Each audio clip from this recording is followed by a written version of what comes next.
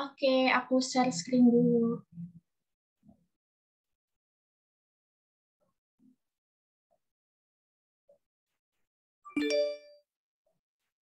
Kelihatan? Kelihatan, Kak. Kelihatan, Kak. Oke, teman-teman. Seperti yang udah kalian lihat di poster, kalau hari ini, pada sore kali ini, kita bakal belajar geografi, mata pelajaran atmosfer.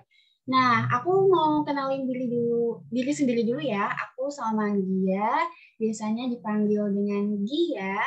Terus, aku tuh dari mahasiswa UGM, Prodi Manajemen Kebijakan Publik, Fakultas Ilmu Sosial dan Ilmu Politik tahun 2021.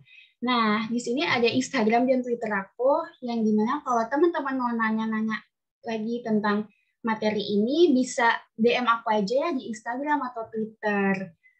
Dan nanti di penghujung kelas ini akan ada games. Gamesnya itu manual aja, nggak lewat Kahoot atau Quizzes.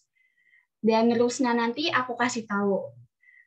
Nah, sekarang kita bisa langsung ke kelas pertama aja untuk mempelajari apa sih atmosfer itu. Nah, teman-teman bisa lihat ya di screen ini kalau atmosfer merupakan lapisan udara yang terdiri dari berbagai macam gas. Lapisan udara yang terdiri dari berbagai macam gas. Nah, apa aja sih gasnya itu? Ada yang tahu nggak? Di atmosfer itu ada gas apa aja? Yang tahu bisa langsung unmute aja. Aku, Kak. Nitrogen, oksigen. Oksigen, argon. Boleh Karbon gimana dioksida. bisa? Nitrogen, oksigen, terus ada sedikit argon, karbon dioksida, uap air, sama gas lainnya. Pintar banget tuh, ada siap nih kayaknya ya. Jadi di atmosfer ini ada gas nitrogen, terus apa lagi? Oksigen, karbon dioksida, iya, karbon dioksida, terus argon, ada lagi? uap air. Uap air, Kak. Oke, wah udah pada tahu nih. Anyway, maaf ya kalau tulisannya nggak kebaca apa gimana. Oke, next ya. Jadi, di lapisan atmosfer ini pasti teman-teman udah nggak asing banget dengan lapisan troposfer, stratosfer, mesosfer, termosfer, dan eksosfer. Nah, kita mempelajari dari lapisan yang terdekat dulu dengan diri kita, yaitu lapisan troposfer. Lapisan troposfer ini ketinggiannya dari 0 sampai 12 km. Dia disebut dengan lapisan Lebensraum. Nah, di lapisan troposfer ini merupakan satu-satunya lapisan yang memiliki air. Nih, biasanya nih ya, yang aku highlight ini nih, kayak troposfer itu merupakan tempat unsur pembentuk cuaca. Itu tuh biasanya sering keluar nih di soal-soal kayak tryout atau di ujian nanti. Jadi, di troposfer ini merupakan tempat pembentuk cuaca. Air atau uap air? Uap air. Zakaliando. Oke, aku lanjut ya. Jadi di troposfer ini, tiap ketinggian 100 meter, jadi setiap di troposfer ini naik 100 meter, suhunya turun. Kalau suhu turun berarti nanti lama-kelamaan dingin apa panas? Dingin nggak sih, Kak? Dingin, Kak. Betul. Nah, dengan puncaknya di tropopause yang dikenal dengan tropopause ini bersuhu minus 60 Celcius. Gitu. Kita lanjut ke stratosfer. Kalau di stratosfer ini ketinggiannya dari 12 hingga 50 km. Di stratosfer ini dikenal dengan adanya lapisan ozon. Nah, kalau tadi troposfer suhunya turun, di stratosfer ini suhunya naik setiap ketinggian 1 km dimulai dari ketinggian 30 km. Nah, suhu udaranya itu naik 5 Celcius. Dengan puncaknya itu yang dikenal dengan stratopause. Kalau suhunya naik, berarti stratosfer ini panas apa dingin? Panas. Panas, Kak. Oh. Nah, di stratosfer udah, kita ke mesosfer. Di mesosfer ini ketinggiannya 50 hingga 80 km. Mesosfer ini tempat meteor terbakar. Nah, di mesosfer ini terjadi penurunan suhu secara drastis. Yang tadinya di stratosfernya panas, di mesosfer ini suhunya turun secara drastis menyebabkan mesosfer itu dingin dengan di puncaknya yaitu yang dikenal dengan mesopause bersuhu minus 90 derajat Celcius. Nah, karena mesosfer dingin, akhirnya meteor yang panas itu terbakar. Begitu. Oke, lanjut kita ke termosfer. Di termosfer ini memiliki ion-ion gas yang dapat atau mampu memantulkan gelombang radio dan satelit. Jadi di termosfer ini ada ion-ion gas nih. Karena ion-ion gas tersebut, dia mampu memantulkan gelombang radio atau gelombang satelit. Begitu. Nah, tadi kan di mesosfer ini kan dingin. Kalau di termosfer panas hingga suhunya mencapai 1700 derajat Celcius. Begitu. Nah, sekarang kita udah ada di lapisan paling luar, yaitu yang dikenal dengan eksosfer. Eksosfer ini didominasi oleh gas-gas ringan yang dikenal dengan hidrogen dan helium. Gitu. Sampai sini gimana? Oke, masuk. Apa ada yang mau ditanyakan? Oke ya. Kak, aku mau nanya, Kak. Gimana? Gimana kami? Yang Lapserid itu tadi apa dah artinya? Yang di troposfer.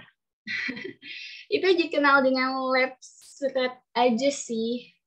Kalau artinya, mungkin aku bakal searching lagi dan kamu bisa reach out aku di DM Instagram atau Twitter setelah ini gimana?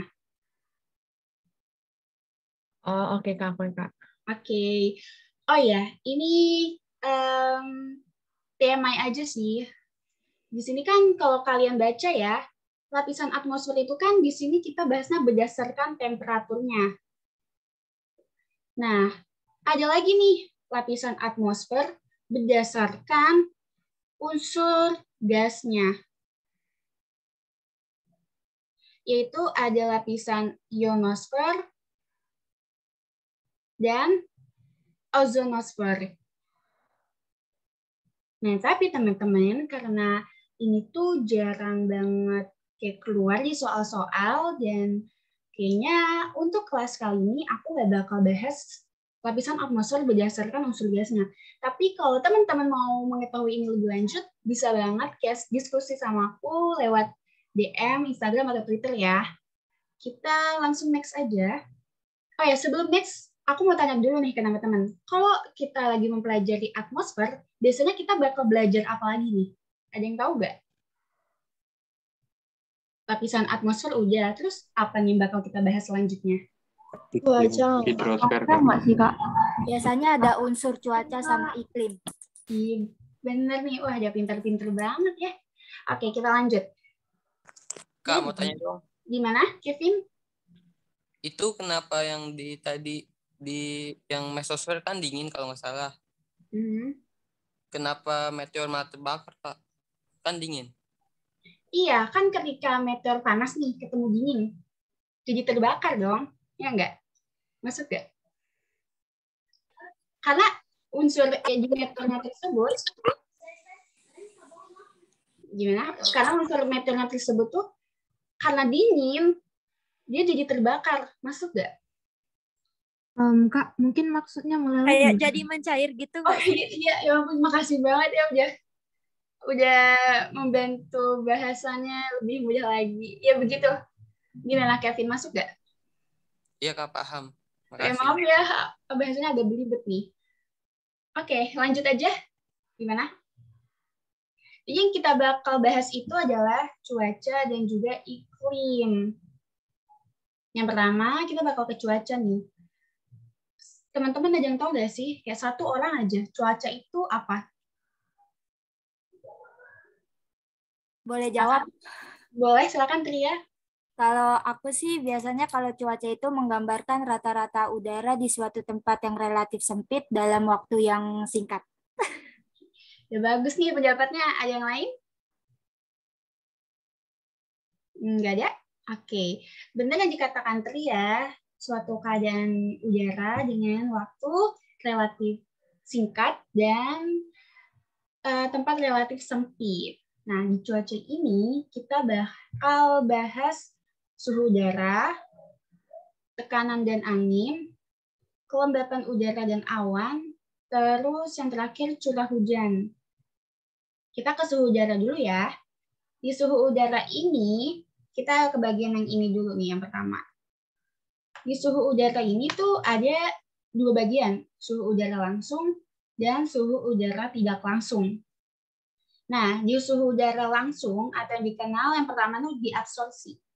Absorpsi ini penyerapan unsur radiasi. Jadi unsur radiasinya itu diserap. Unsur radiasinya diserap, terus dipantulkan oleh butir-butir air yang ada di awan. Nah, setelah dipantulkan, akhirnya dia ada proses difusi, yaitu hamburan. Nah, dari proses ketiga ini, jadilah udara. Gimana? Udah masuk dari suhu udara? Masuk. Oke, nice. Kita langsung ke suhu udara tidak langsung ya. Nah, kalau suhu udara tidak langsung ini kita membicarakan suatu gerakan udara. Yang pertama, di sini ada konveksi. Konveksi itu suatu gerakan udara secara vertikal.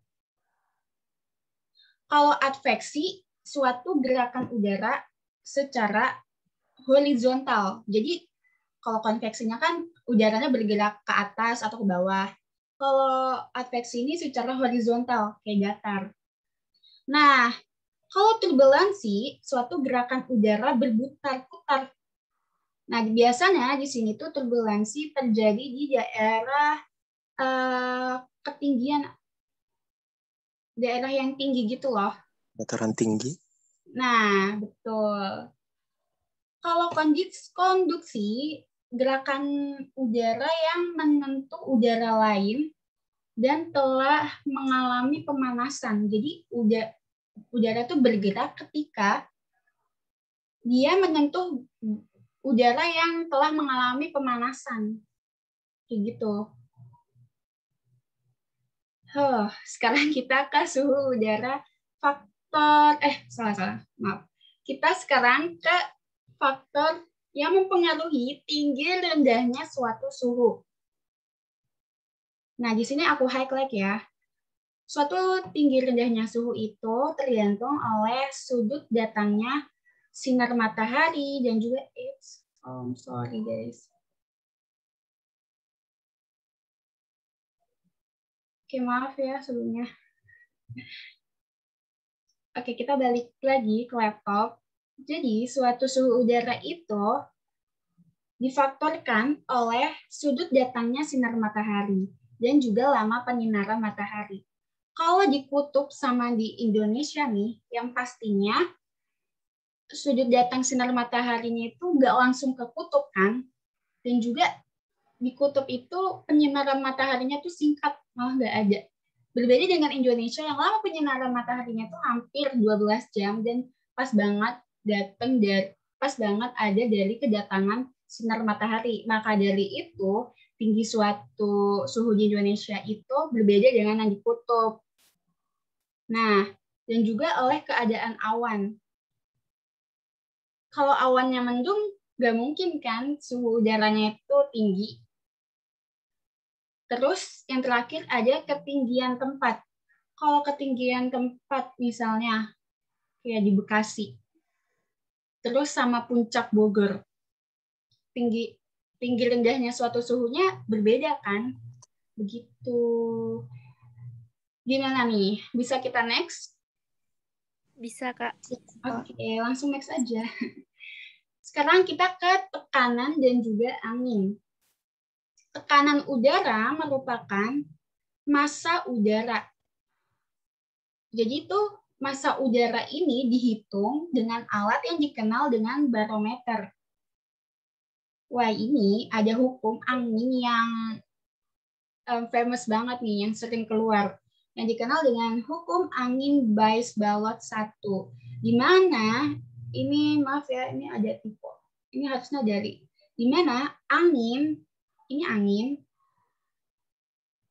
itu pergi dari daerah tekanan minimum ke tekanan maksimum. Begitupun sebaliknya.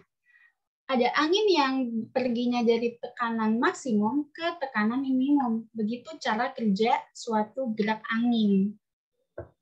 Dan di sini angin dikenal menjadi angin tetap dan juga angin lokal. Nah, ini teman-teman bisa lihat ya di layar. Angin tetap itu angin yang gerakannya itu sama. Sepanjang waktu itu gerakannya tuh arahnya sama. Contohnya kayak yang kita kenal ya, angin muson barat dan angin muson timur. Angin muson barat itu angin yang bergerak dari Asia dan anginnya itu basah melewati lautan luas ke benua Australia yang menyebabkan di Indonesia itu menjadi musim hujan. Kalau angin muson timur, angin yang bergerak dari Australia, terus anginnya kering melewati gurun-gurun dengan lautan yang sempit, menyebabkan di Indonesia terjadinya musim kemarau. Nah, di sini nih, di gambar ini, teman-teman bisa lihat ya. Aku mau ngasih tahu dulu nih. Ini tekanan angin. Dari 0 derajat hingga 15 derajat itu tekanan anginnya low atau rendah. Sedangkan 15 derajat hingga 30 derajat itu tekanan anginnya high. 30 derajat hingga 60 derajat tekanan anginnya low. Dan 60 derajat hingga 90 derajat tekanan anginnya high atau tinggi. Nah, di sini nih, teman-teman bisa lihat ya arahannya ya. Dari kutub utara dengan lintang 90 derajat ini, berarti tekanan anginnya tinggi apa rendah? Rendah. Tinggi. Tinggi. Tinggi ya, dia tekanan anginnya tinggi. Karena tekanan angin, seperti yang teman-teman sudah pelajari ya tadi, kalau angin itu bergerak dari tekanan udara yang tinggi ke tekanan udara yang rendah. Sorry, ini maksudnya udara. Jadi ketika angin berada di kutub utara dengan lintang 90 derajat, itu tekanan udaranya tinggi, dia bergerak ke subpolar utara yang tekanan udaranya rendah. Begitupun sebaliknya. Yang subpolar selatan, dia tekanan udaranya rendah. Ya kan? Dia bergerak ke tekanan udara yang tinggi di kutub selatan. Begitu. Ini angin tetap. Anginnya tuh sama bergerak sepanjang waktu kayak gitu. Nah, gimana? Masuk? Bisa lanjut? Lanjut, Kak. Lanjut, Kak. Oke, kita lanjut. Boleh banget. Ini mau di SS? Gimana? Udah ya, ada kali ya. Udah di SS ya? Lanjut. Angin lokal. Nanti katanya user kan, Kak? Nanti aku coba tanya ke... Oke, udah dijawab. Iya, nanti di-share. Oke, kita lanjut ya ke laptop. Oke. Angin lokal. Angin yang bergerak karena perbedaan tekanan suatu daerah lokal. Nih, yang pertama, kayaknya kurang kelihatan. Tekanan maksimum. Jadi yang seperti yang teman-teman udah lihat nih, Angin itu kan bergerak dari tekanan maksimum ke tekanan minimum. Ini dikenal dengan angin lembah. Angin lembah ini bergerak dari lembah ke puncak. Ini puncak ya. Yang terjadi pada siang hari. Kalau angin gunung terjadi pada malam hari. Dia bergerak dari gunung atau puncak ke daerah lembah.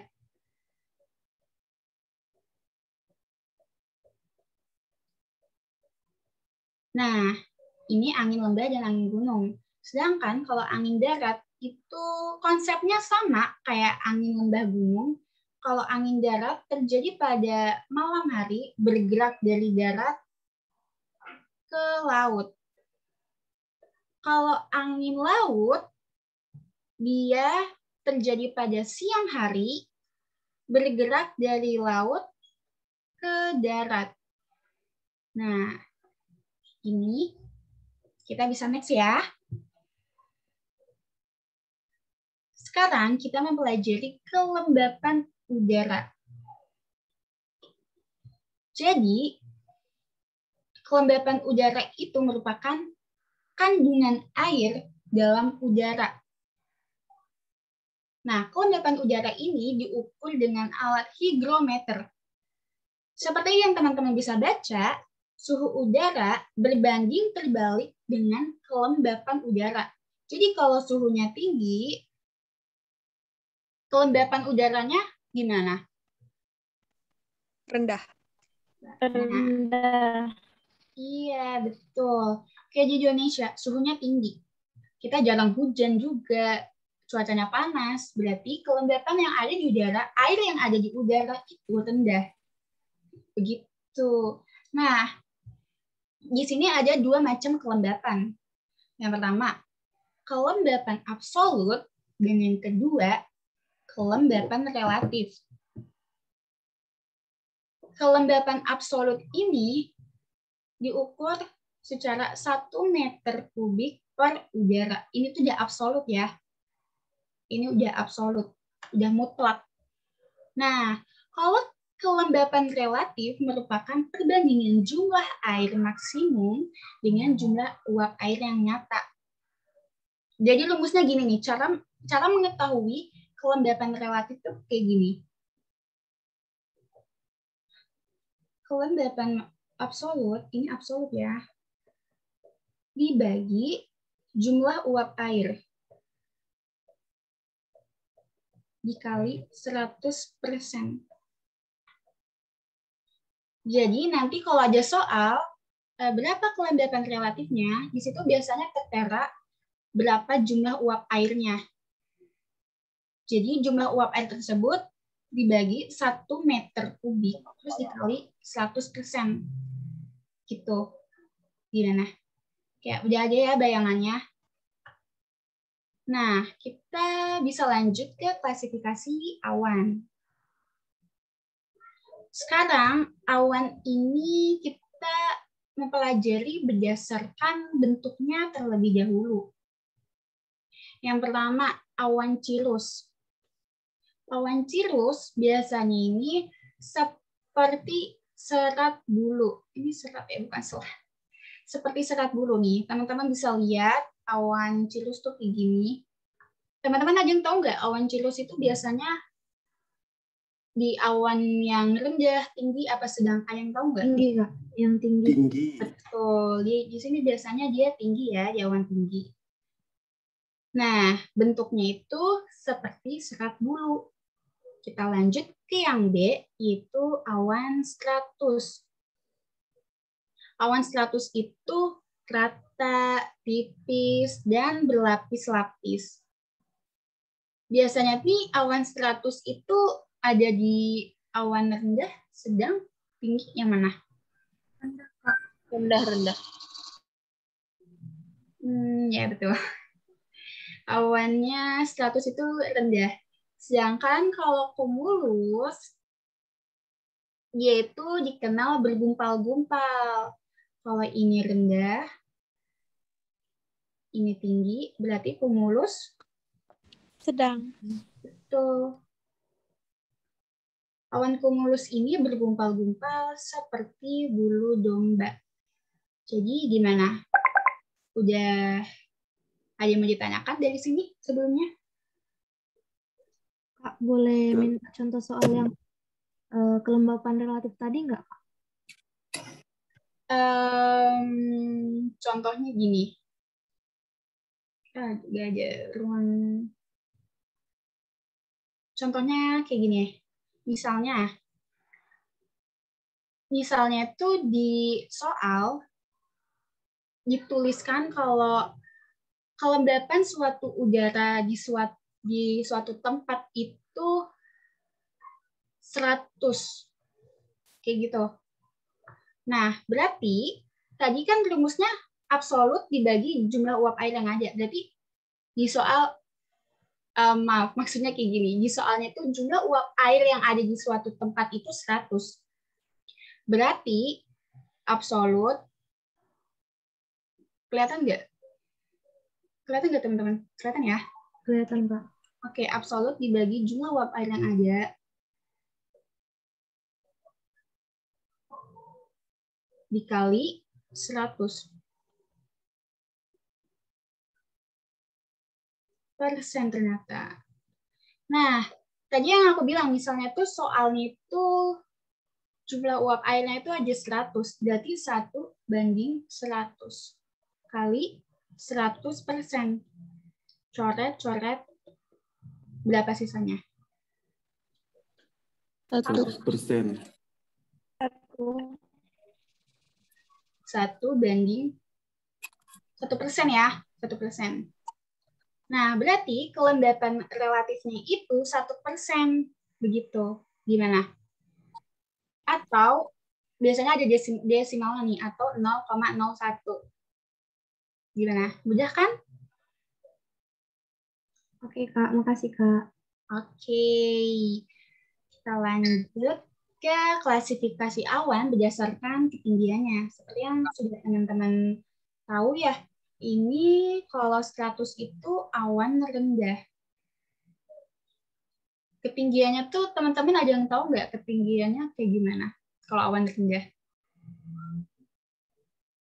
Gak ada yang tahu. Oke, aku kasih tahu. Kurang dari 2000 meter. Stratocumulus, nimbostratus, biasanya di awan rendah ini awan yang menghasilkan hujan. Kalau dari gambar yang teman-teman lihat, awan yang menghasilkan hujan itu yang mana?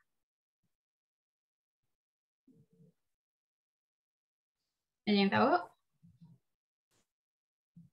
Iya, 1 meter kubik, Kevin. Oke. Nimbostratus. Iya, betul. Ini kelihatan banget nih, teman-teman. Dia menghasilkan hujan kan di nimbostratus.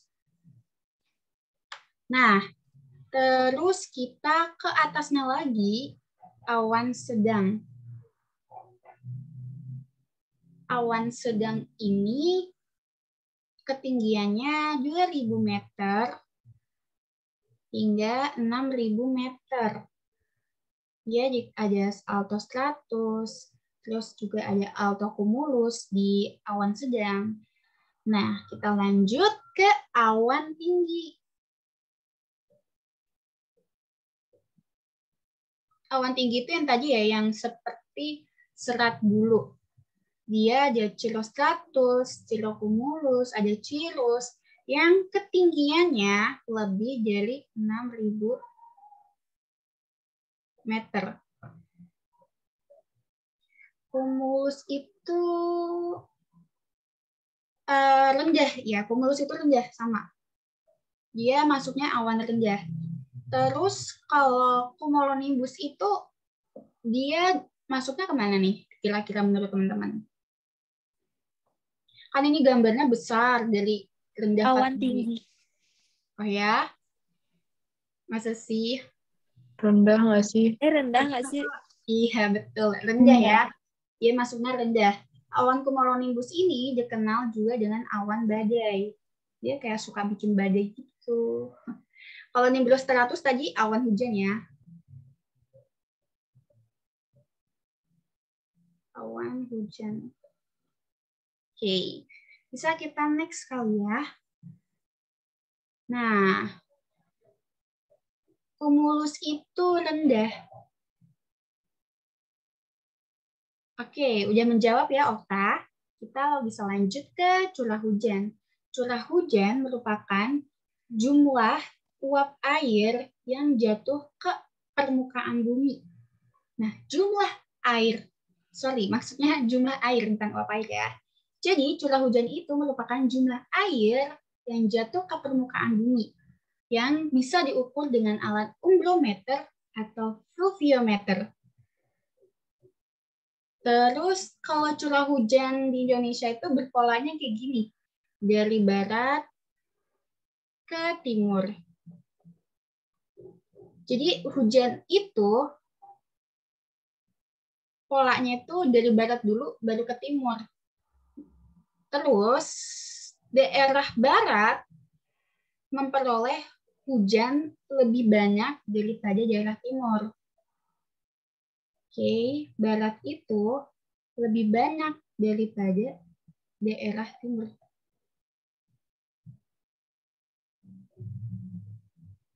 Awan cumulus itu,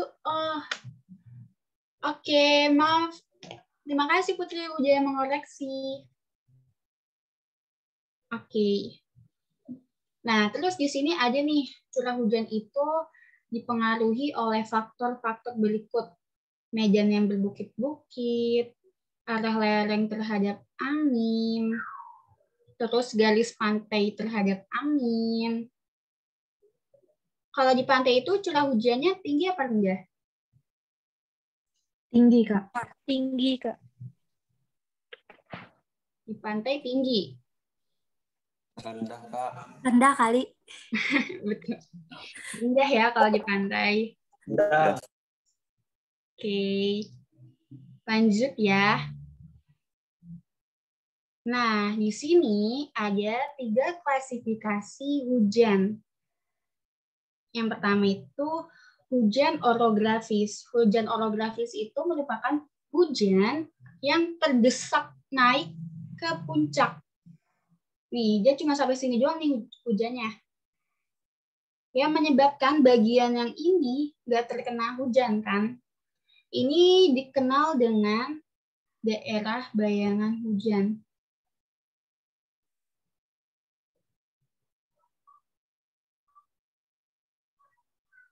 Nah, di daerah bayangan hujan, karena terjadinya hujan orografis, dia nggak kebagian hujan, menyebabkan dia terjadi adanya angin fon. Angin fon itu angin panas.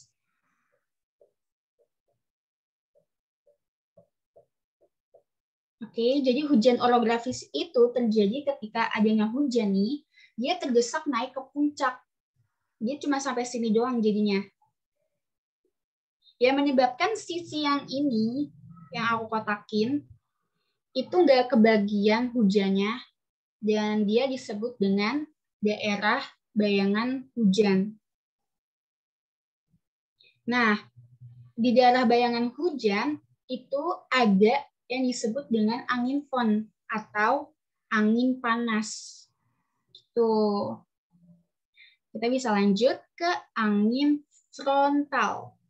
Angin frontal itu terjadi karena udara panas bertemu dengan udara dingin. Jadi dia ketemu dengan ini merupakan bidang kayak batas pertemuan mereka, dikenal dengan bidang front.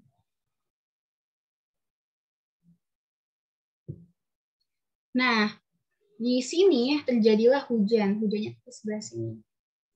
Begitu, ini angin frontal. Jadi angin frontal itu terjadi karena adanya udara panas ketemu udara dingin. Di bidang pergesekannya, ini bidang pembatasnya nih, di mana mereka bertemu, disebut dengan bidang front. Dan terjadilah hujan. Tuh. Oke, kita lanjut ke hujan zenital. vertikal atau yang dikenal juga dengan hujan konveksi. Jadi, hujan konveksi itu hujan ketika angin pasat timur bertemu. Nih, mereka tuh saling bertemu dengan angin pasat tenggara.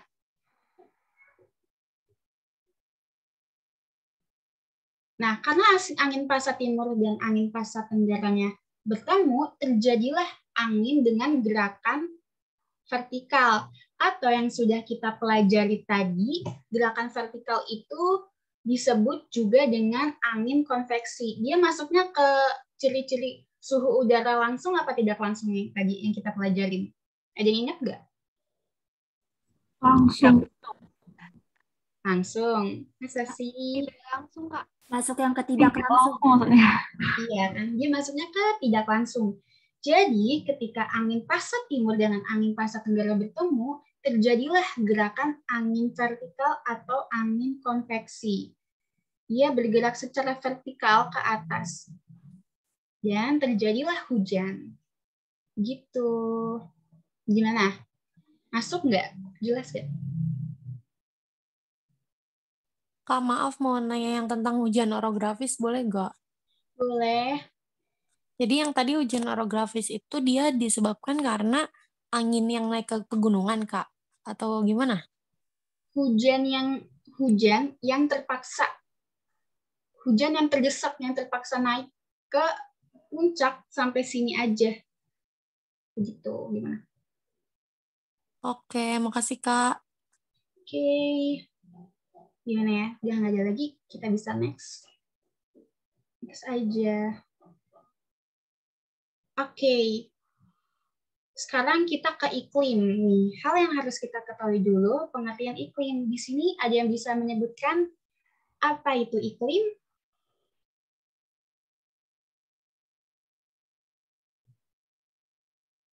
Ada yang tahu? Pasti ada. Saya, Kak. Coba. Coba boleh, Rahel. Itu keadaan udara yang sifatnya luas terus berlangsung lama gitu nggak? Iya, betul. Dia berbanding terbalikannya dengan iklimnya. Kalau cuaca itu kan di daerah yang sempit dan juga berlangsung sebentar, berbeda dengan iklim. Nah, di sini kita bakal mempelajari iklim menurut Köppen. Iklim menurut Köppen. Terus yang kedua, iklim menurut Kim Ferguson. Dan yang terakhir, iklim menurut Alderman dan Jung Hoon. Oke, kita ke iklim menurut Köppen dulu ya. Nah, iklim menurut Köppen ini ada 5 nih teman-teman. Yang A itu merupakan iklim yang dikenal dengan hujan tropis. Iklim B dikenal dengan iklim kering. Iklim C itu iklim sedang basah. Iklim D itu iklim dingin. Dan iklim E merupakan iklim kutub. Oh iya, iklim menurut Köppen ini iklim yang berdasarkan suhu dan rata-rata suatu curah hujan. Jadi berdasarkan suhu dan rata-rata hujan. Teman-teman tahu kan ini simbol apa? Tahu nggak? Tahu lah, masa enggak sih? Ini tuh rata-rata ya. Average. Iya, betul. Nah, iklim menurut Köppen ini kan ada A, B, C, D, dan E. Kalau iklim A ini contoh negaranya apa? Indonesia, Pak. Indonesia ya. Indonesia itu iklim A menurut Köppen. Kalau B? Sahara. Arab. Afrika. Iya, betul. Yang Afrika atau Asia yang kayak Timur Tengah gitu ya. Kalau sedang basah, contohnya kayak gimana? Korea Selatan. Betul, kayak Asia Timur. Kalau dingin? Rusia, Europe, Kak. Afrika. Eropa. Eropa. Europe dan Alaska. Iya, Alaska. Oke, kalau kutub itu kayak Greenland ya. Oke, nah ternyata nih dari kelima itu ada cabangnya lagi nih. Ada iklim AF yang dikenal tropis dingin, AW sabana kering, AM muson, terus kalau BW gurun kering, BS stepa kering. Kalau yang bagian sedang basah ada CF, yaitu sedang dengan musim dingin sejuk, CW sedang dengan musim dingin kering, CS sedang dengan musim panas kering. Wah, banyak banget, ini ada 12 iklim. Kalau aku dulu, aku sih emang ngafalin, tapi ada kayak kode-kodenya nih. Kalau AF itu kan hujan tropis ya, dia tropis dingin. Kalau teman-teman lihat, F itu biasanya yang dingin-dingin. Nih, CF, sedang dengan musim dingin sejuk, dingin kan. Kalau DF, dingin dan lembab. Nih, ada lembab. Gitu. Berbeda kan kalau sama DW, dia tuh kering. W itu kering. W itu kering nih. Gitu. Nah, kalau CS, apa nih bedanya cewek sama CS? Kalau aku tuh dulu ngafalinnya gini. Kalau cewek sedang dengan musim dingin. Kayak cewek itu sedang tapi musim dingin. Kalau CS sedang tapi panas kering. Kayak gitu. Emang agak belibet ya ngafalinnya. Cuman gak sia-sia waktu zaman aku ya. Karena waktu itu aku ikut ujian mandiri dan keluar. Ada tentang ditanya AW itu musim apa. Kayak gitu. Teman-teman bisa ngafalin dengan cara teman-teman sendiri. Ya emang agak mumet sebenarnya. Tapi nggak apa-apa, tetap semangat ya. Oke, gimana nih? Ada mau ditanyakan dari iklim Koppen? Stepa kering di mana ya, Kak? Stepa kering itu biasanya kayak di Afrika Utara gitu. Afrika Utara tuh kayak negara apa ya? Negara Mesir. Begitu. Gimana? Lanjut? Lanjut ya. Oke. Wah, sekarang ada iklim Skim Ferguson. Kalau iklim Skim Ferguson ini iklim yang didasarkan rasio Q. Oke, jadi kayak gini nih contoh soalnya. Ini ada syarat ya. Kalau suatu curah hujannya kurang dari 60 mm, dia disebut bulan kering. Kalau curah hujannya dari 60 mm hingga 100 mm, dia dikenal dengan iklim sedang atau lembab. Kalau curah hujannya lebih dari, oh aku salah tanda ternyata.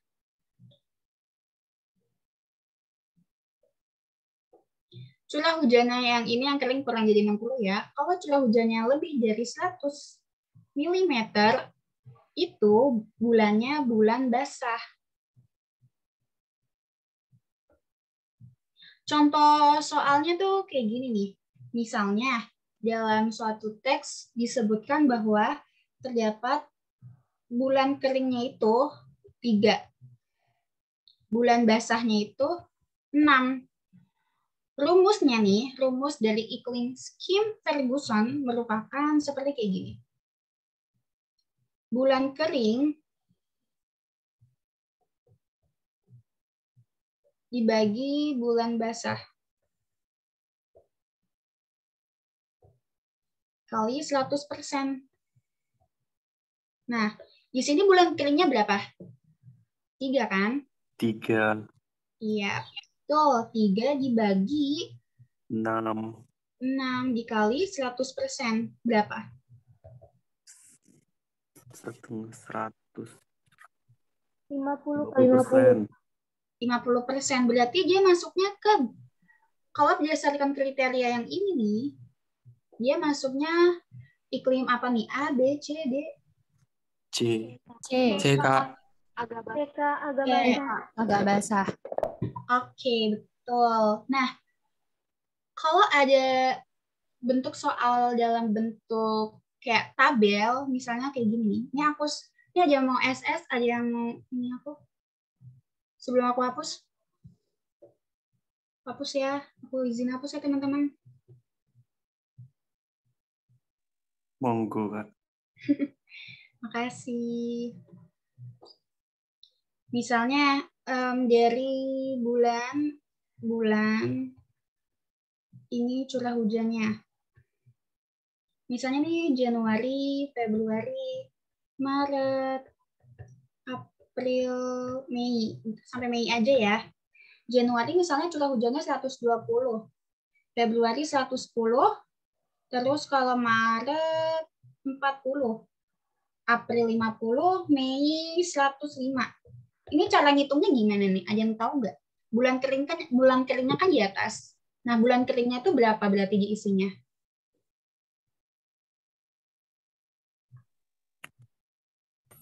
Ditotalkan dulu nggak? Total gimana? Ditotalkan baru di rata-rata. Jadi kayak gini. Begini, teman-teman. Kalau ini kan dilihat ya, curah hujannya ini ada yang kurang dari 60 kan? Itu di bulan apa yang kurang dari 60? Maret, April. Ada berapa bulan? 2. Berarti dia atasnya 2. Bulan basahnya berapa? 120. Iya, ada berapa bulan? 3 ya?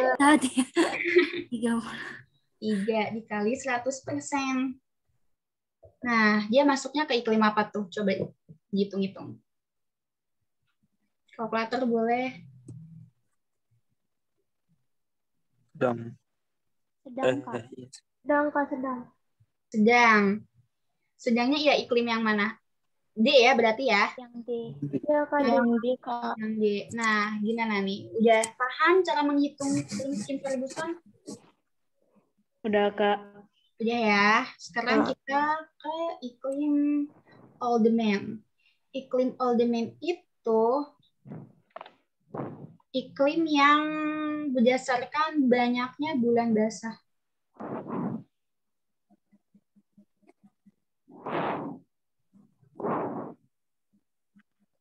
Kak, sorry, yang tadi boleh screenshot dulu nggak? Boleh. Nih. Wait. Udah? Udah, Kak, makasih. Oke. Nah, iklim Oldman itu iklim yang berdasarkan banyaknya bulan basah. Jadi kayak gini contohnya. Ini teman-teman bisa lihat ya, iklim A, B, C, D itu kriterianya kayak gimana. Teman-teman bisa baca sendiri. Aku mau langsung kayak bagaimana sih cara menentukan iklim Oldman.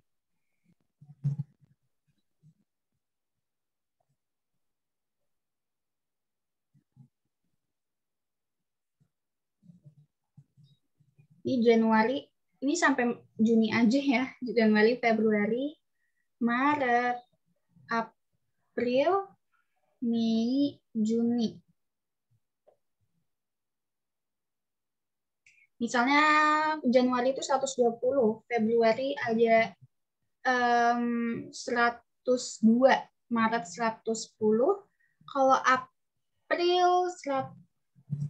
April itu 40, Mei itu 100, Juni itu 70. Nah, berdasarkan bulan basah, teman-teman tadi udah tahu ya, bulan basah itu curah hujannya kriterianya kayak gimana, yaitu lebih dari 100. Berdasarkan contoh soal yang aku kasih, di sini bulan basahnya itu ada di bulan yang mana aja? Januari, Februari, Maret. Juni. Juni bulan apa nih? Juni itu sedang. Oke. Diingat-ingat lagi. Oke, jadi di sini bulan biasanya ada Mei, Maret. Mei bisa sedang. Kita yang lebih dari 100 mm ya ambilnya. Maret, Februari, dan juga Januari. Nah, di sini kan bulan basahnya kan 3 kali berturut-turut ya.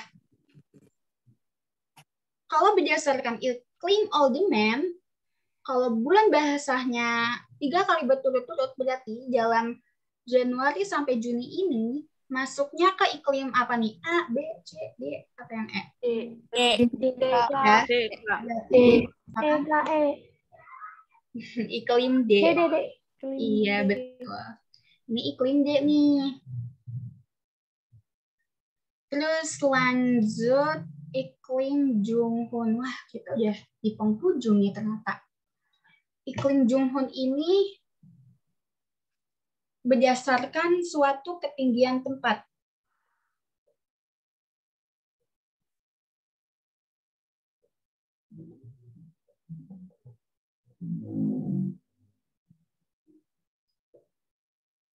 Nah, kalau dilihat yang ini nih, oke, boleh. Jadi SS belum, Amel?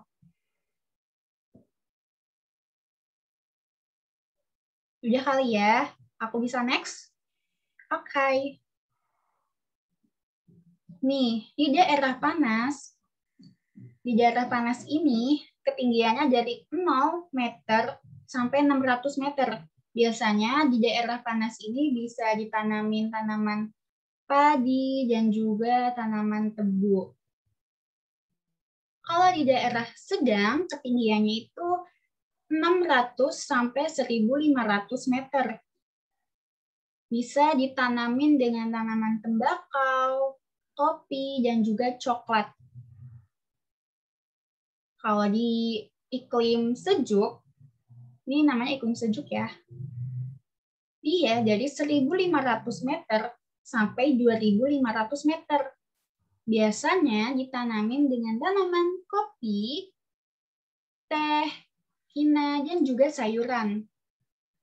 Nah, di sini ada 2.500 meter hingga 4.000 meter.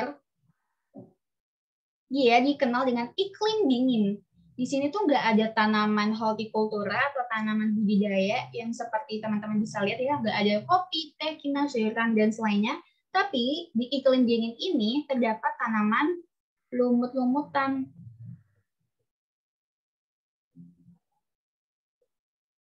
Nah, wah ternyata ada lagi nih.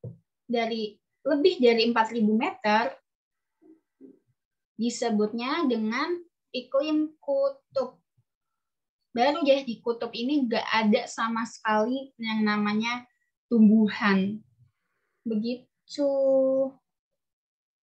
Oh iya, aku mau ngasih kayak di sini belum ada suhunya ya.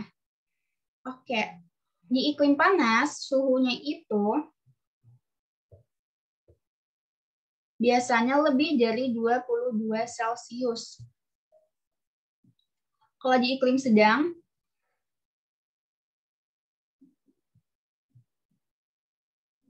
-15 sampai 22 Celcius. Kalau di iklim sejuk, itu 11 Celcius sampai 15 Celcius. Iklim dingin, dia kurang dari 11 Celcius. Nah, kalau di kutub, dia kurang dari 0 Celcius. Biasanya ya, dari keempat iklim yang udah kita bahas, iklim Köppen, Kim Ferguson, Oldenman, dan juga Junghun, iklim Junghun ini yang sering banget keluar. Contohnya kayak gini, ada soal. Dengan soalnya tuh teksnya kayak gini, ciri-cirinya. Yang pertama, rata-rata suatu tempat itu suhunya 30 Celcius. Terus ketinggiannya 0 sampai 600 meter. Kalau kayak gitu berarti iklim apa? Iklim panas, Kak. Nah, good. Nice. Kayak gitu. Biasanya nih Jonghyun yang paling sering keluar. Kopi itu bisa di sejuk dan juga sedang. Begitu. Bisa aja dua ya? Dia bisa di keduanya. Begitu. Oke, jangan jawab ya. Wah, berarti ini jadi penghujung materi kita cepet juga ya. Cuman 1 jam. Nah, sama-sama. Oke, kita lanjut. Di sini yang seperti tadi aku bilang, kalau nanti ada games. Jadi, ada 3 pertanyaan nih teman-teman. 3 pertanyaan. Yang dimana kalau ada seseorang yang dapat menjawab pertanyaan tersebut dengan 3-tiganya benar, akan mendapatkan like door prize dari aku. Memang door prize-nya itu gak seberapa, cuman yang penting ilmunya insya Allah bisa didapat sama teman-teman, bermanfaat ya. Nah, rules-nya ini, yang seperti tadi udah aku bilang, 1 orang yang udah raise hand harus bisa menjawab 3-tiganya benar. Kalau ada yang salah, berarti dialihkan ke raise hand selanjutnya.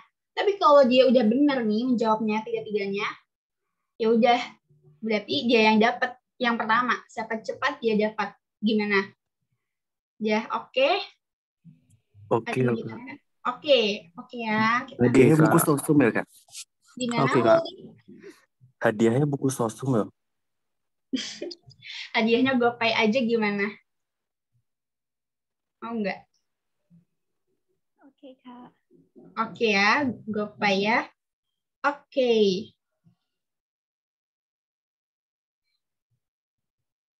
Jangan raise hand dulu. Dilihat dulu soalnya. Dalam hitungan kelima nanti, silakan raise hand dan pastikan kalian tahu jawaban ini, 3-tiganya yang kalian tahu itu benar, dan siapa cepat dia dapat. Oke, 1, 2, 3, 4, 5. Saya Kak. Yang raise hand ya. Di sini di layar aku ada Jasmine. Silakan Jasmine. Nomor 1 jawabannya, lapisan yang dapat memantulkan gelombang radio dan satelit disebut. Silakan Jasmine. Termosfer. Apa? Termosfer. Bener gak ya? Coba dikit dulu aja ya. Aku nggak mau ngasih tahu langsung bener apa salah. Oke. Terus nomor 2, hujan orografis terjadi karena. Bentar, keluar. Bentar. Ayo. Gimana? 1, 2, 3. Karena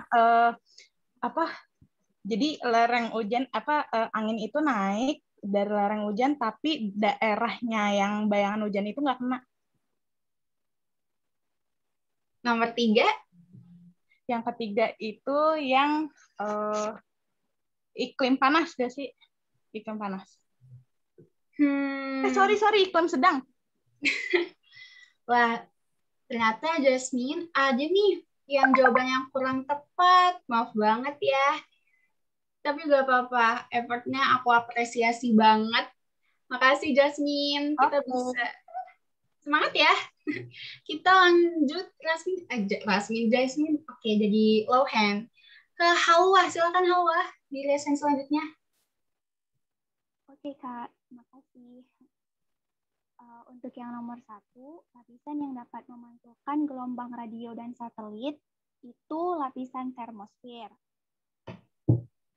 Oke, maaf Hawa, bisa diperbesar lagi suaranya?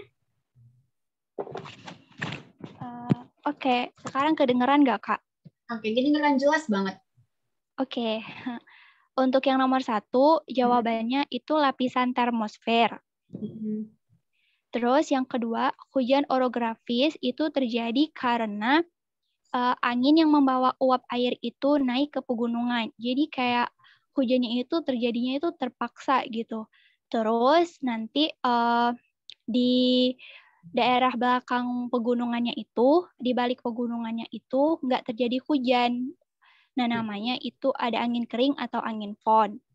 Terus yang ketiga, menurut Jung Hoon, iklim di ketinggian 600 meter sampai 1.500 meter itu iklim daerah panas. Oke. Hawa, maaf banget jawaban kamu ada yang tidak tepat. Semangat ya, aku apresiasi banget jawaban kamu, tapi maaf banget belum ada yang belum tepat. Oh iya, Kak. Silakan Bitcoin. Semangat. Reza, boleh Reza jawab? Suara saya jelas gak? Bisa dikencengin lagi nggak? Halo? Halo, oke, jelas. Jawaban nomor 1, ionosfer, Kak. Itu apa? Satu yang mana? Ionosfer. Terus, yang kedua? Yang kedua itu hujannya dibawa ke atas gunung. Terus tuh hujannya tuh tidak membasahi seluruh gunung, melainkan salah satu. Gimana? Hujannya tidak membasahi seluruh gunung. Oke, terus? Melainkan di salah satu sisinya. Terus? Yang ketiga itu daerah sedang. Oke, Reza, maaf banget jawaban kamu ya hampir benar, tapi ada yang kurang tepat nih. Aku apresiasi jawaban kamu, tetap semangat ya. Maaf banget nih. Oke. Bisa lanjut ya sampai ketemu yang tepat nih yang tadi seperti yang aku jelaskan. Rini boleh, Rini. Assalamualaikum Kak, mohon maaf sebelumnya suaranya terdengar Kak. Terdengar. Ya, jadi menurut Rini itu nomor 1, lapisan yang dapat memantulkan gelombang radio dan satelit itu lapisan termosfer. Hujan orografis terjadi karena adanya hujan yang dari bawah itu menuju ke puncak gunung Kak, karena terpaksa. Dan hujannya itu nggak semua bagian, hanya sebagian. Nah, sebagian yang tidak terkena hujan itu namanya daerah bayangan hujan. Nah, yang nomor 3 itu berdasarkan ketinggian 600 meter sampai 1.500 meter menurut Jung Hoon itu termasuk iklim sedang, Kak. Terima kasih. Oke, makasih Rini. Aku beri clap karena jawaban Rini sudah tepat. Jadi, di sini banyak yang miss konsepsi di 2, hujan orografis terjadi itu karena hujan yang terdesak. Hujan yang terdesak ya guys, hujan yang terdesak naik ke lereng puncak, kayak gitu. Dan Rini ternyata, wah, keren. Nanti Rini boleh DM aku, udah tahu kan Twitter atau Instagram aku? Iya Kak, saya tahu. Oke, nanti boleh DM aku ya. Boleh minta hak kamu boleh. Oke. Sip. Thank you. Makasih semuanya dan good luck buat tahun 2022. Sebelum aku tutup, di sini ada yang mau ditanyakan? Kakak mahasiswa apa ya? Mahasiswa apanya nih? Universitasnya apa jurusannya? 2. Oh, keduanya. Oke, aku mahasiswa manajemen kebijakan publik dari Visipol UGM. Aku baru masuk tahun ini, tahun 2021. Pengen lihat kakak. Ada yang mau ditanyakan lagi? Kak, aku mau nanya boleh nggak? Boleh banget.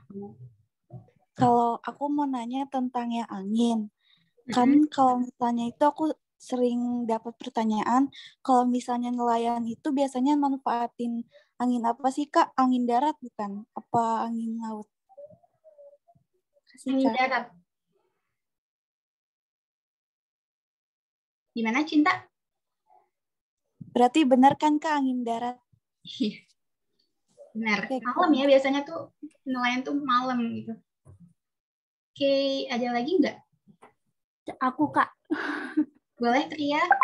Itu tadi yang orografis itu hujan yang terdesak apa? Lupa nyatet. Orografis. Wait. Oke, hujan orografis itu merupakan hujan yang terdesak naik ke atas puncak. Nih ya. Hujan yang terdesak naik ke atas puncak. Oke. Makasih ya Kak. Sip. Gimana? Yang lain?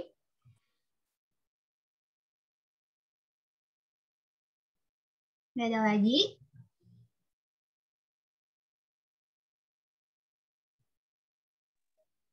Nggak ada lagi? Gimana? Kak, aku mau nanya. Yups.